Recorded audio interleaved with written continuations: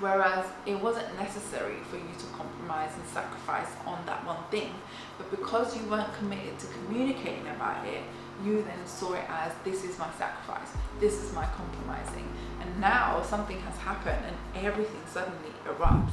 Hi guys, and welcome back to my channel. My name is Krupa and I create faith-based content here on YouTube. And I post every single Thursday, and I also dabble on some shorts here and there, so do feel free to subscribe if that sounds like something you'd be interested in. It is day 3 of my week of daily uploads as a lead up to my birthday. Being that this is the month of love, we are talking about the 3 things that can break your marriage, so keep on watching. Number 1 is not enough of till death do us part. Now this has 2 faces.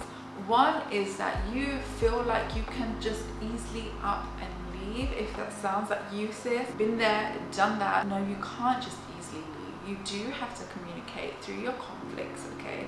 I am someone that has seen people kind of walk away from conflict and not resolve it and just brush things under the carpet, and I came into my marriage thinking I could do the same.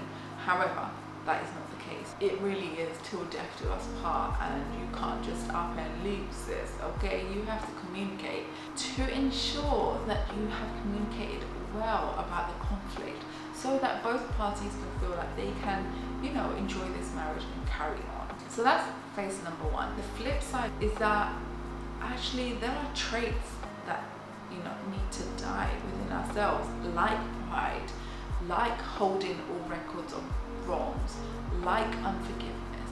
And so one of the ways that you can get a fast ticket of failure in your marriage is that you aren't so easily aware of the things that you need to kill within yourself. Perhaps there's habits that are really kind of destroying your marriage, and you are rather avoiding fixing those things as opposed to really, you know, tackling them face on. So that would be number 1. By the way, just want to caveat here, I've only been married for nearly 5 years, so I'm only giving you experience of that nature.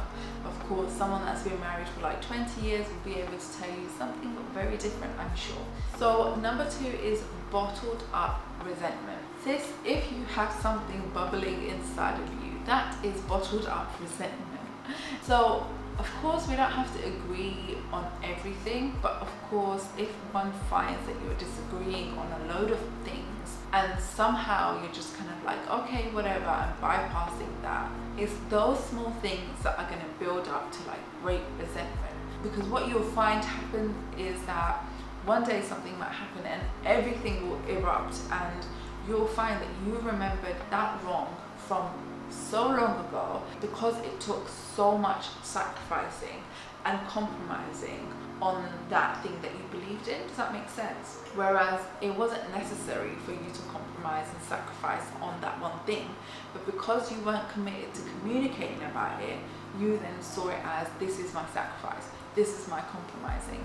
And now something has happened and everything suddenly erupts. And what happens when something erupts is that the issue is no longer the issue, and now there's a huge fire because there was a small fire that you decided to ignore. And now you're faced with this huge fire that actually, it just takes a lot more work to get over. Again, this is another thing that I picked up from, you know, my narrative growing up, which was that like there were things that just was brushed under the carpet, and therefore people saw it and understood it as like sacrificing and compromising, and therefore felt like they were giving of themselves so much.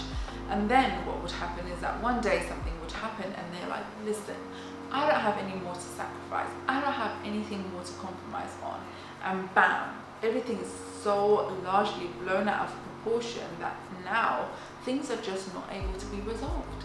If that's you, sis, that's the fastest ticket to failure in your marriage.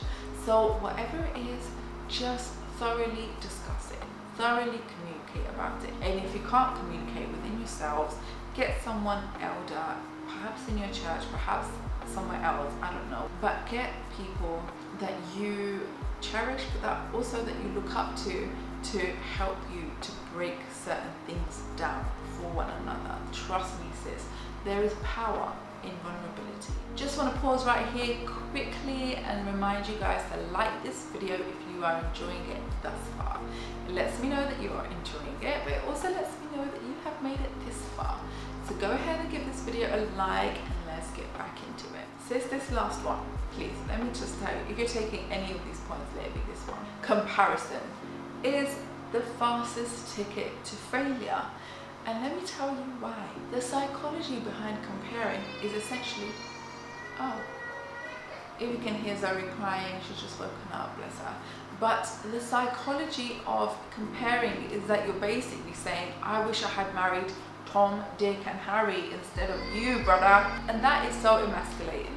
Let me just put it out there. That is literally cutting your man off his masculinity. And I'm telling you, it's probably not going to bear the fruits that you actually want to see in your marriage, you know. I haven't ever had thoughts of like, I wish I married X, Y, and Z. However, I have found myself comparing perhaps the things that other people, married couples, have than what we have. And it's only when I've heard the insights of their marriage, what happens inside of their home, that I am like, God forbid. Here's my thing to you, sis.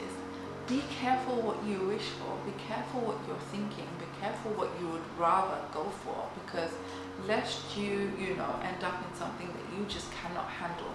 So my advice would be to chill and sit with what the Lord's best is for you. Trust in his wisdom, trust in his character, trust in his plan for you. What you have is perfectly designed for you. And comparing is a huge no-no, because what happens is you start to be so focused on what someone else has got that you completely miss what you have. And of course that's dangerous, but also the Lord, if he can't trust you with small things, forget about the bigger things. That is scriptural, that is biblical. And so if he can't see that you are grateful with what you have, you are grateful with, you know, what the Lord has given to you, then forget about your desires and your dreams for your marriage, because you can't even see what you currently have.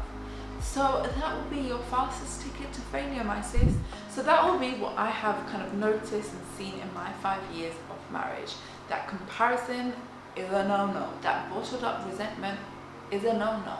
And also this idea, this notion of like, I could just walk out, or the fact that like, I don't need to put anything to death, I'm perfectly made, is a no-no. So that will be the end of this video. I hope that you've enjoyed it. I hope that you're taking away a little something. And if you're married and you've been going through some of these things, I hope that you feel encouraged to just pray and come out of it as quickly as you can.